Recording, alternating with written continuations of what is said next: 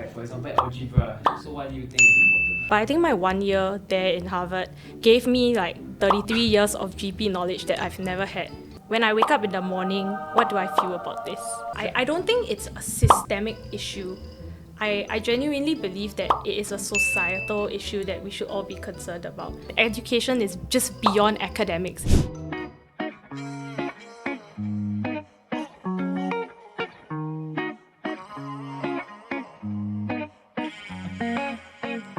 Alright, this is going to be a very special podcast episode because you can see two of the students have been replaced by older students. And these are people who are going to give us insights on something that every Singaporean goes through. But first, we have Regina, SOTA student, IB program. Hi. And we also have Leonard, Sec 3 student. Familiar faces, the unfamiliar faces, I'm going to give you a little bit of introduction. He is Dylan. Now Dylan is someone, his academic path, he'll share his story in a while, is first class honours student, smart guy. And then we also have Cheryl from Harvard University. She got her master's over there, so super smart, so really smart people in the room. Why don't you guys give us a brief background of your story, your academic journey? Sure. So hi everyone, I'm Cheryl. So I was from a regular primary school, Fuhua Primary School, and then I went to Commonwealth Secondary. I went to Ngee Ann Poly after that. Went to NTU NIE to do my degree, and then to Harvard University to do my master's. Yeah. And for myself, hi everyone. Right, so I started off studying in Gongshang Primary School, and thereafter Pasir Ris Secondary, and I went to Tampines JC, and I continued to study banking and finance in NTU, right? And thereafter now, here I am, doing the things that I love as I started Paradigm. So you guys are like 10 years, 20 years into the future of these guys over here. Question for the day, right? After studying almost 20 years or even more of your lives, are academics worth the hype? What do you think, Dylan? I think that study is one thing, right? But as someone as an IB student year 5, I'm also really looking to units, right? So I also realized that not everything is about cats now, especially now it's a lot about character, and there's all these interviews about how they want to get to know you as a person. But as much as that is now the current standard, I think academics is still important. Still plays a part. As I ran through this entire journey, as I look at my friends, my peers along, I realized that every one of them have their own strengths. So not everyone will excel in academics, but that doesn't mean that they won't end up in a fantastic career or start their own business, etc. I've never really enjoyed studying in school. I love being at school, but I never enjoyed studying for the first 10 years. And so in my head, I was like, maybe studying isn't for me. And so I chose to do something I was interested in. So I went to Ngee Ann Poly to do Mass Comm, right? And I think that was when I realized, maybe academics are worth the hype, because it's more than just results, but it's also about learning. And then suddenly I became good at studying because I loved it so much. Fun fact, Cheryl and I were schoolmates back in the poly days, and she was always super capable, super smart one. But at what point you decide to hey, you know what, I'm studying Mass Comm now, but then you went to pursue education, right? And then now you're doing something different, but were there moments where you realized hey, education is worth the hype, but I want to pursue more of that? Why that decision to pursue longer and more? The first thing is really because I saw what it could do for me, the kind of doors it could open, for me to explore so much more that perhaps I could do, or things that I liked. So that was definitely one. I think the second thing was really I wanted to make a difference. I wanted to show people that there's no one linear way to education. I did a degree in banking and finance, so I always wanted to join the finance world and be a banker, etc. But it was only when I started working inside for during the internship where I realized that maybe that's not the path that I really want to do. And how I discovered that myself is basically by talking to seniors, colleagues, and just asking them about their life. Right, from there I realized that can I imagine myself being in their shoes the next 10 years? Probably not. And thankfully I also started tutoring at the side way back, and therefore that gave me the confidence to hey, this might be a path for me.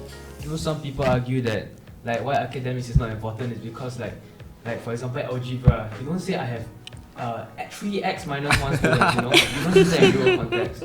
So what do you think is important? I think for me, Whenever I teach students how to study and how to learn more than just the content itself. I think that's more valuable, so that when they graduate right from my classes and they move on, they realize that actually I start to think better and I can apply all the things into other aspects of their life, and I find that very priceless. I definitely agree. Statistically, that is true.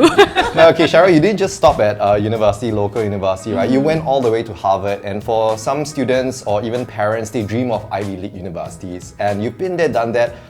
What is it really like? Like, spill some tea, man, of Harvard. What is it really like?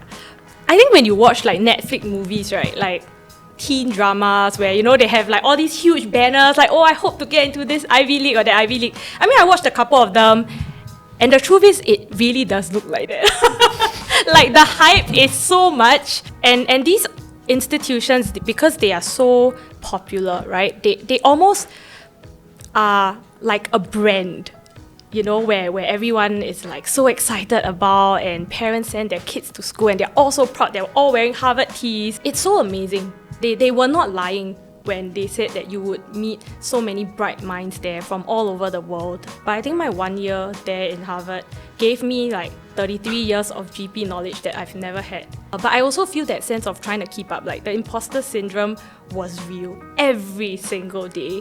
What is usually your advice for them? Because for you, after you studied for your degree, you started your business, you decided to do something different. Instead of finance, you went into education. So what is your advice for students who are like, hey, I want to make it all the way to like university or even the Ivy Leagues, right? Like, what would you like share with them?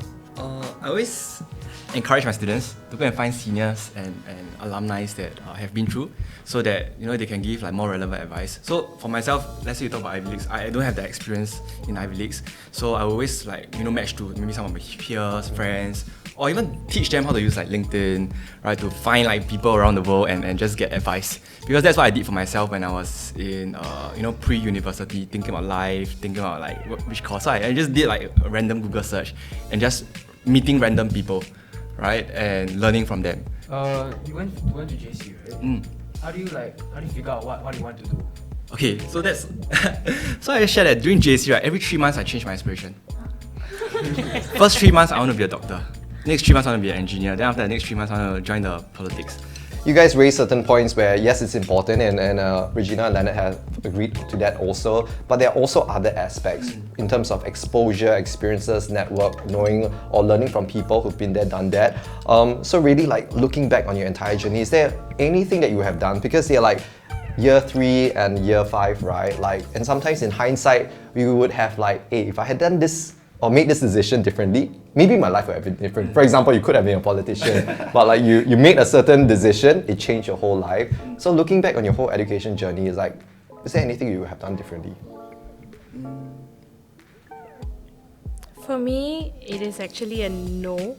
I think I've always believed that whatever choices you make, right? I mean, it's true that everything happens for a reason, but at the same time, it's also what you make out of that choice and that eventual situation that you have. At each point in time, I already chose one course in poly. I was like Dylan, like every 3 months I was like, maybe I should switch to this, maybe I should switch to that, right?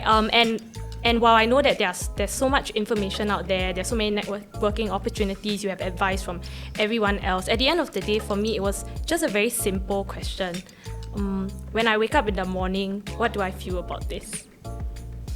Am I dragging my feet to do this?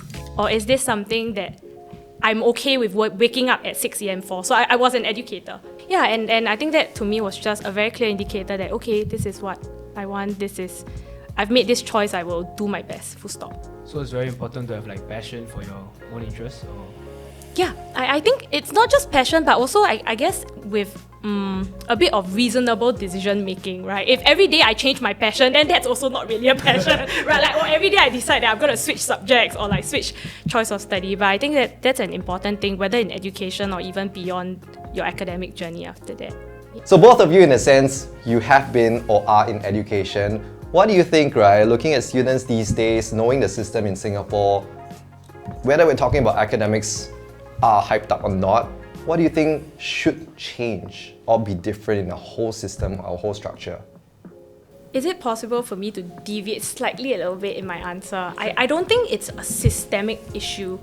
I genuinely believe that it is a societal issue that we should all be concerned about. Our younger generations, like, people can say all they want about the Gen Zs, but they are so resilient in their own ways. They have so many things to grapple with, so many challenges, and they're doing the best that they can is a thing, you know. I think if society accepts that education has a part to play, and education is just beyond academics. It's about character building, right? It's about supporting the young people who actually need it, helping them explore what they really want to do. You share the same sentiments? I think just to add on for kids, right, I always encourage all my students to have like a passion project at the side, right, just to add on to their life. I think it really beautifies like your school life, especially if you have something that you're really working on.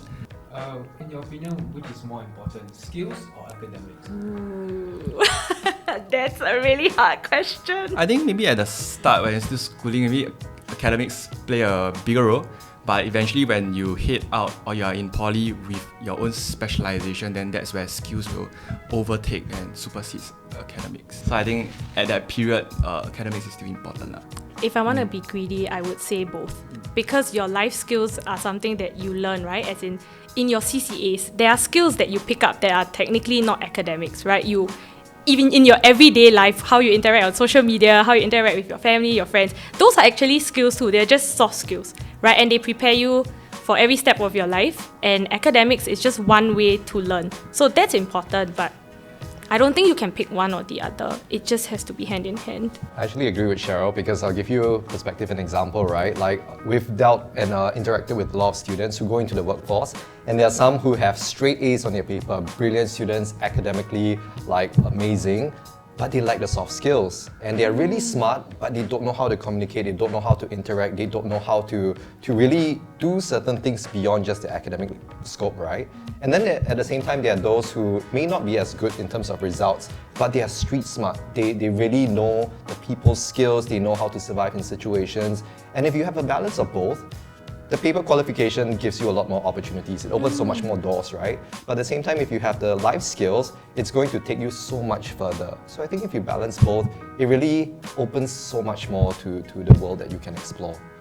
If you want to talk about fixing people's teeth, then the dentist role wouldn't even be a part of the society, you know? Yeah. Because ultimately in this world that's constantly changing, right? If you can find solutions to problems, you win. So to anyone watching this, we're gonna conclude by maybe changing the question a bit from are academics worth the hype? The question to all of us here is going to be, I'll ask you to answer yes or no. Are academics important? And to what extent? I mean, yes. They are important because they show that you can do certain things, right? You have certain knowledge. And to what extent, I would say, and I think the only thing is that the moment you don't have that character, the moment you don't have those soft skills, suddenly it no longer becomes important anymore. And that extent just immediately disappears. I think very similar. Academics is important, but it's not everything. So if you are able to excel in academics, then fantastic, right? That's something that I always encourage my students, right, to go and do well for the academics. But that's not everything and not the only thing that you focus on throughout your school life, right? Because there's so much things that's more important as we have discussed on all the other life skills. So I think that education is very important because, as I said, about the jobs, but I think academics is like a bonus. If you can do well, that's fantastic. But as you guys said, we need skills, soft skills, to be street smart in order to get the full package to be a very good all-round person. Yeah, not just about academics. Can I jump in here a little bit? Just really because I hope that you will get to see that academics does not equal to education. Because academics is part of education, and you're right, at your age, education is almost like your entire world, but education also includes your friends, learning from your friends, doing your CCAs, learning from wherever else you can learn from on the internet, your side projects, and always remember that academics is just one part of that. I think education 100% important, but it's just a matter of when education becomes a foundation and a baseline as compared to when it becomes a backup plan. Yeah, I don't always make up enough as much as we hate it. So from students and ex-students, we all feel that education forms a foundation, forms a baseline. But what do you think? Do you think education is worth the hype? Is it important? Let us know in this podcast episode, and we will see you in the next one. See you.